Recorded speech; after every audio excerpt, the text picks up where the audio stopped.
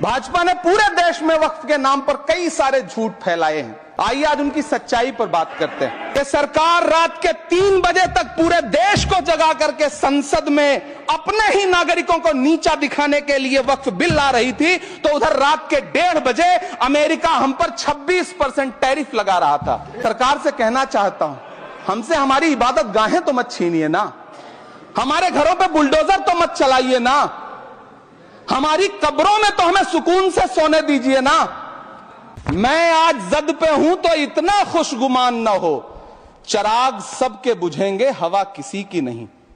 नीतीश कुमार जी हो, चंद्रबाबू नायडू जी हो, चिराग पासवान जी हो, जयंत चौधरी जी हो, देवे गौड़ा जी हो, जीतन राम मांझी जी हो, सबको समझना पड़ेगा कि जब जंगल में आग लगती है तो न वो बरगद बचते हैं जो हवा को आंधी में तब्दील करते हैं, न वो बांस बचते हैं जो आपसी रगड़ से चिंगारी पैदा करते हैं। लेकिन डॉक्टर बाबा साहब अंबेडकर के संविधान को हर दिन कुचलने वाली ये सरकार देश के मुसलमानों से नफरत में इतनी अंधी हो गई है कि खुलेआम देश की संसद में देश सरकार के माइनॉरिटी मिनिस्टर साहब और होम मिनिस्टर साहब झूठ बोलते हैं और देश को गुमराह करते हैं। सरकार ने इस बिल का नाम उम्मीद रखा है। मंत्री जी कल से इसे देश के मुसलमानों के लिए नई उम्मीद बता रहे हैं। नहीं मंत्री जी, न तो ये बिल मुसलमानों के लिए नई उम्मीद है और न ही उम्मीद की नई किरण। दिल्ले इलाही, जमहूरियत जो है वो नफरत और ठसक से नहीं चलती है, अकड़ से नहीं चलती है, उसमें सबकी हिस्सेदारी जरूरी है। मैं भावुक हूं, मेरी पलकें गीली हैं। अगर देश की एक बहुत बड़ी आबादी को लगता है कि आप उसका भला करने के लिए नहीं बल्कि उनकी इबादत गाहों, उनकी कब्रिस्तानों, उनकी खानकाहों को बर्बाद करने का बिल ला रहे हैं, तो फिर आप अगर समझाने में नाकामयाब रहे हैं तो यह आपकी नाकामयाबी है। पहले समझाइए, उसके बाद कोई बिल लेकर के आइए, तब शायद हम आपका इतनी पुरजोर तरीके से विरोध ना करें। आप ताकत में हैं, संख्या बल के आधार पर बिल हो सकता है आप पास करा ले, लेकिन आपको यह बात समझनी पड़ेगी कि हम तो वो तारीख हैं, जहनों में रहना है जिसे कागजी पुर्जे नहीं जो फाड़ डाले जाएंगे। जिस जमीन पर मैं खड़ा हूं ये मेरी पहचान है। आप आंधी हैं तो क्या मुझको उड़ा ले जाएंगे? आपको ये बात समझनी पड़ेगी। आपको अगर इतना विपक्ष की तरफ से पहले जेपीसी में इतने सारे पॉइंट्स आए और उसके बाद कल से लोकसभा में और राज्यसभा में सुझाव आप सुनने को तैयार नहीं है, लोगों की शंका को दूर करने के बारे में आप बिल्कुल सोच नहीं रहे, बस आप कह रहे हैं यह बिल उम्मीद की नई किरण है। नहीं साहब, इसे भले किरण जी लेके आए हैं लेकिन ये उम्मीद की नहीं बल्कि नाउम्मीदी की किरण है। और इस देश की एक बहुत बड़ी आबादी इस बात से खदशे में है, शक में है कि आप सीधे उनकी जमीनों को लूट करके धन्ना सेठों को बेचना चाहते हैं। मेरी अब भी आपसे अपील है कि इस बिल को वापस लीजिए। यह बिल कहीं से आपके अपने नागरिकों के लिए अच्छा नहीं है। यह बिल सिर्फ इस देश के मुसलमानों को नीचा दिखाने का और अपने एक ऐसे मतदाता वर्ग को खुश करने का बिल है जिनको इस बिल के पास हो जाने से कुछ मिलेगा भी नहीं, लेकिन आप एक नैरेटिव देना चाहते हैं, एक मैसेज देना चाहते हैं। मेरी आपसे अपील है कि कृपया ये जो सबका साथ सबका विकास का नारा है, इस नारे को रत्ती भर तो चरित्रार्थ कर दीजिए। धन्यवाद सभापति महोदय। हम ही को कातिल कहेगी दुनिया, हमारा ही कत्लेआम होगा। हम ही कुएं खोदते फिरेंगे, हम ही पे पानी हराम होगा। सभापति महोदय, सन 1947 में दिल्ली की जामा मस्जिद की तारीखी सीढ़ियों पर खड़े होकर के भारत रत्न मौलाना अबुल कलाम आजाद साहब ने कहा था कि मुसलमानों कहां जा रहे हो, यह है तुम्हारा मुल्क, यहां तुम्हारे आबाओ अजदाद की कब्रें हैं। उस वक्त मौलाना आजाद की ये सदाएं सुन करके लोगों ने अपने सरों की गठरियां उतार करके रख दी थी। आज उसी दिल्ली में मौजूद देश की संसद में एक बिल आया है जो हमसे उसी जामा मस्जिद की सीढ़ियों के सबूत मांगेगा, जो उन्हीं सीढ़ियों के पास अपनी कब्र में सोए हुए मौलाना आजाद को फिर से कब्र से सदा देनी पड़ेगी कि ये जो कब्र है वो मेरी कब्र है, ये किसी सरकार की जागीर नहीं है। सभापति महोदय, मैं जहां खड़ा हूं इसी संसद भवन के सामने सड़क के उस पार अपनी कब्र में सोए हुए भारत के पूर्व राष्ट्रपति फखरुद्दीन अली अहमद की कब्र है। शायद अब उस कब्र से भी सदाएं आए कि ये कब्र मेरी कब्र है, ये सरकार की जागीर नहीं है। सभापति महोदय, मैं वक्फ कानूनों में किए जा रहे संविधान विरोधी बदलावों के खिलाफ बोलने के लिए खड़ा हुआ हूं। संविधान का आर्टिकल 14 हो, 29 हो, 30 हो, चीख चीख कर कहता है कि देश में सब बराबर के हकदार हैं। आर्टिकल 26 कहता है कि सबको अपने अपने मजहबी कामों के लिए मंदिर, मस्जिद, गिरजाघर, गुरुद्वारों का निर्माण करने का हक है और उसका रखरखाव का भी हक है।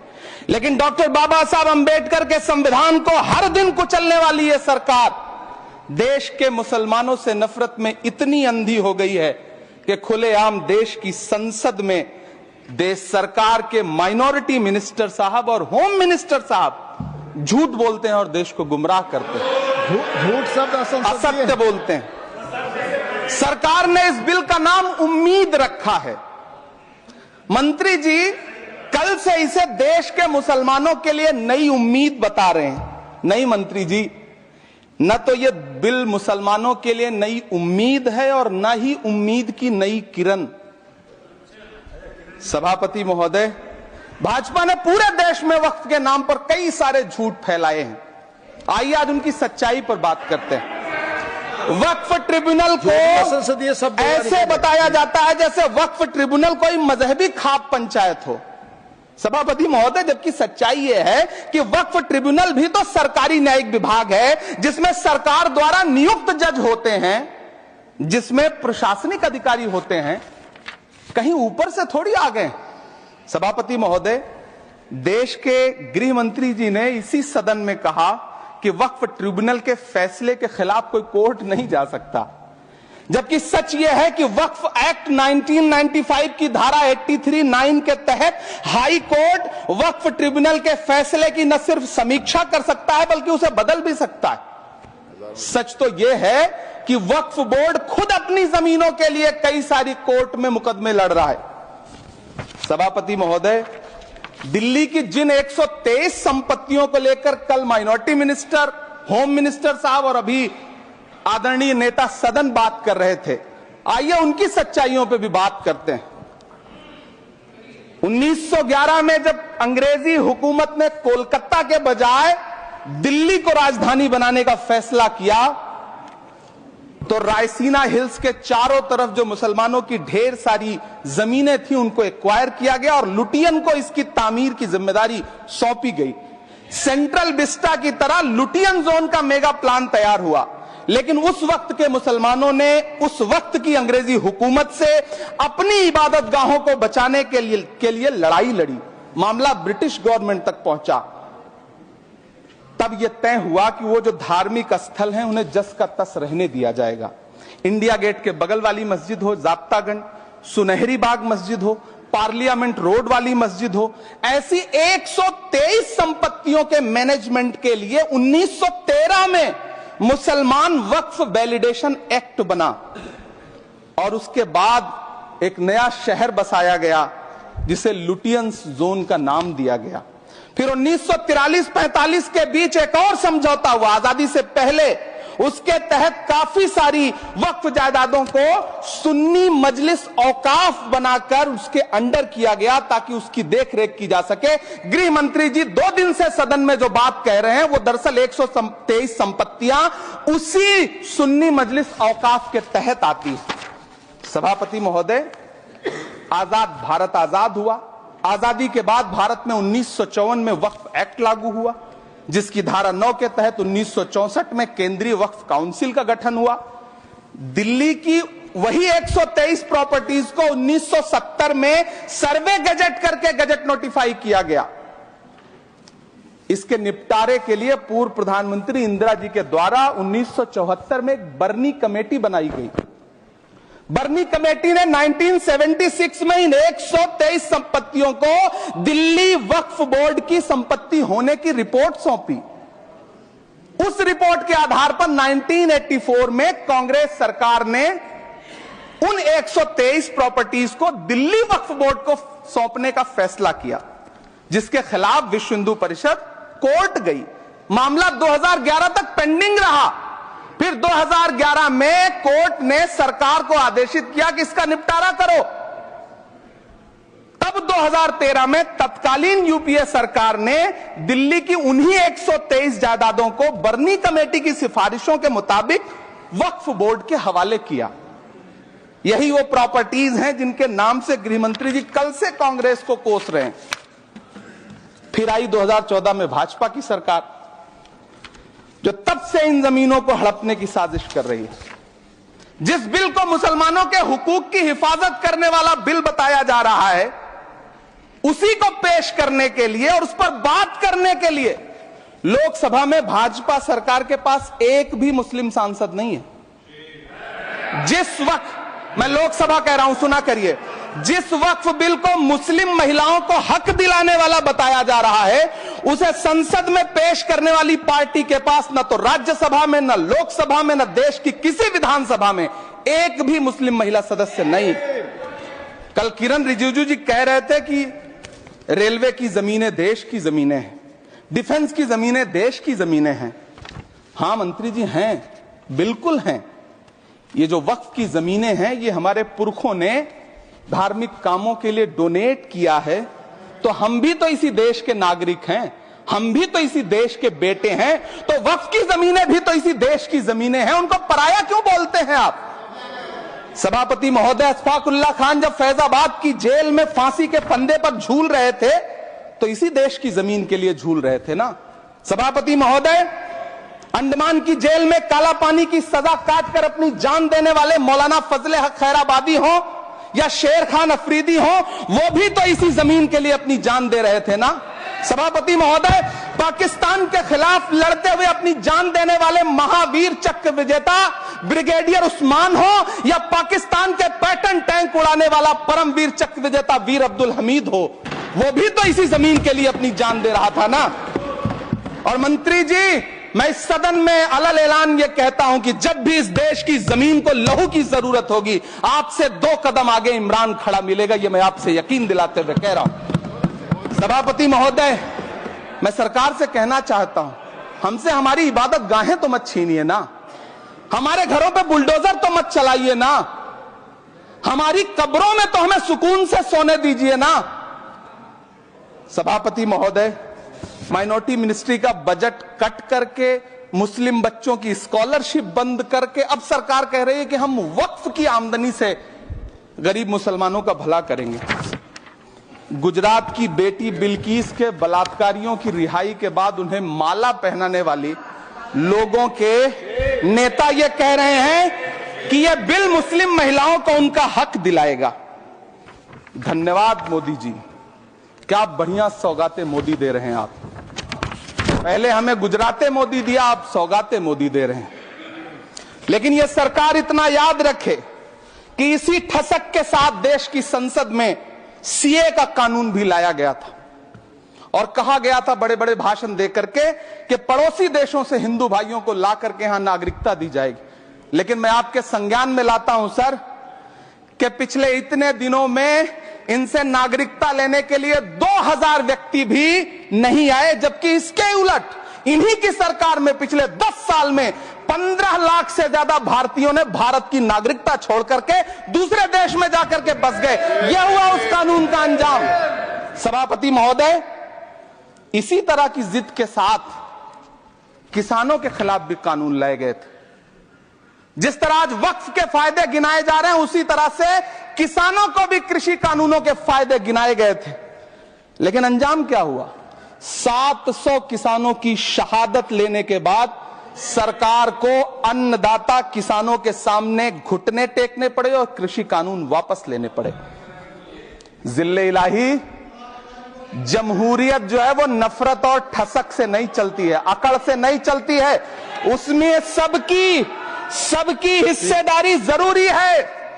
कल देश के माइनॉरिटी मिनिस्टर ने लोकसभा में खड़े होकर एक शेर सुनाया था कि मुझसे कोई बदगुमान न हो, तो मैं उन्हें एक शेर सुनाना चाहता हूं कि मैं आज जद पे हूं तो इतना खुशगुमान न हो, मैं आज जद पे हूं तो इतना खुशगुमान न हो, चिराग सबके बुझेंगे, हवा किसी की नहीं। नीतीश कुमार जी हो, चंद्रबाबू नायडू जी हो, चिराग पासवान जी हो, जयंत चौधरी जी हो, देवे गौड़ा जी हो, जीतन राम मांझी जी हो, सबको समझना पड़ेगा कि जब जंगल में आग लगती है तो न वो बरगद बचते हैं जो हवा को आंधी में तब्दील करते हैं, न वो बांस बचते हैं जो आपसी रगड़ से चिंगारी पैदा करते हैं। सभापति महोदय, जब देश को मनमोहन सिंह साहब जैसा काबिल प्रधानमंत्री मिलता है तो देश को आरटीआई जैसा एक्ट मिलता है, सेज जैसा एक्ट मिलता है, मनरेगा जैसा एक्ट मिलता है, लिबरलाइजेशन मिलता है, राइट टू एजुकेशन मिलता है, नेशनल फूड सिक्योरिटी एक्ट मिलता है। लेकिन जब देश को सौगातें मोदी मिलती है तो क्या मिलता है? सीए मिलता है, फॉर्म्स लॉ मिलता है, आर्टिकल 370 मिलता है, इलेक्टोरल बॉन्ड जैसा एक्ट मिलता है और वक्फ अमेंडमेंट एक्ट जैसे बिल देश को मिलते हैं। मुझे तो अपने हमवतन भाइयों से पूछना है कि आपको अपने बच्चों की तरक्की, खुशहाली और नौकरी की दरकार है या फिर मुसलमानों की दान की गई जमीनों को लूटकर धन्ना सेठों को देने की साजिश करने वाले कानून की? सभापति महोदय, यह सरकार रात के 3 बजे तक पूरे देश को जगा करके संसद में अपने ही नागरिकों को नीचा दिखाने के लिए वक्फ बिल ला रही थी, तो उधर रात के 1:30 बजे अमेरिका हम पर 26% टैरिफ लगा रहा था। सरकार की प्राथमिकताएं देश को पता। सभापति महोदय, मैं बहुत भावुक हूं आज, और मुझे अच्छा लगा कि आदरणीय नेता सदन जगत प्रकाश नड्डा जी ने बहुत अच्छी बातें भी की, मन से बातें की। क्योंकि उनके नाम में प्रकाश जुड़ा है तो मैं उनमें हमेशा एक रोशनी की किरण देखता हूं। मैं उनके सामने बहुत अदब से यह बात कहना चाहता हूं कि चिरागों के सफर में दबदबा हो आंधियों का तो फिर अंजाम जुल्मत के सिवा कुछ भी नहीं होगा। यह दुनिया नफरतों के आखिरी स्टेज पर है, इलाज इसका मोहब्बत के सिवा कुछ भी नहीं होगा। मैं भावुक हूं, मेरी पलकें गीली हैं। अगर देश की एक बहुत बड़ी आबादी को लगता है कि आप उसका भला करने के लिए नहीं बल्कि उनकी इबादतगाहों, उनकी कब्रिस्तानों, उनकी खानकाहों को बर्बाद करने का बिल ला रहे हैं, तो फिर आप अगर समझाने में नाकामयाब रहे हैं तो यह आपकी नाकामयाबी है। पहले समझाइए, उसके बाद कोई बिल लेकर के आइए, तब शायद हम आपका इतनी पुरजोर तरीके से विरोध ना करें। लेकिन सभापति महोदय, मैं अंत में सिर्फ इतना कहना चाहता हूं कि इस बिल में जो भी पॉइंट्स दिए गए हैं, बॉम्सी पोर्टल देख लीजिए, सरकार का झूठ आपको पकड़ में आ जाएगा। हम डरे नहीं हैं, हम सिर्फ सरकार से अपील कर रहे हैं कि हमें अपना समझिए। हम आपके अपने हैं, इस देश के नागरिक हैं और आप ताकत में हैं। संख्या बल के आधार पर बिल हो सकता है आप पास करा ले, लेकिन आपको यह बात समझनी पड़ेगी कि हम तो वो तारीख हैं, जहनों में रहना है जिसे कागजी पुर्जे नहीं जो फाड़ डाले जाएंगे। जिस जमीन पर मैं खड़ा हूं यह मेरी पहचान है। आप आंधी हैं तो क्या मुझको उड़ा ले जाएंगे? आपको यह बात समझनी पड़ेगी। आपको अगर इतना विपक्ष की तरफ से पहले जेपीसी में इतने सारे पॉइंट्स आए और उसके बाद कल से लोकसभा में और राज्यसभा में सुझाव आप सुनने को तैयार नहीं है, लोगों की शंका को दूर करने के बारे में आप बिल्कुल सोच नहीं रहे, बस आप कह रहे हैं यह बिल उम्मीद की नई किरण है। नहीं साहब, इसे भले किरण जी लेके आए हैं लेकिन ये उम्मीद की नहीं बल्कि नाउम्मीदी की किरण है। और इस देश की एक बहुत बड़ी आबादी इस बात से खदशे में है, शक में है कि आप सीधे उनकी जमीनों को लूट करके धन्ना सेठों को बेचना चाहते हैं। मेरी अब भी आपसे अपील है कि इस बिल को वापस लीजिए। यह बिल कहीं से आपके अपने नागरिकों के लिए अच्छा नहीं है। यह बिल सिर्फ इस देश के मुसलमानों को नीचा दिखाने का और अपने एक ऐसे मतदाता वर्ग को खुश करने का बिल है जिनको इस बिल के पास हो जाने से कुछ मिलेगा भी नहीं, लेकिन आप एक नैरेटिव देना चाहते हैं, एक मैसेज देना चाहते हैं। मेरी आपसे अपील है कि कृपया ये जो सबका साथ सबका विकास का नारा है, इस नारे को रत्ती भर तो चरित्रार्थ कर दीजिए। बहुत बहुत धन्यवाद।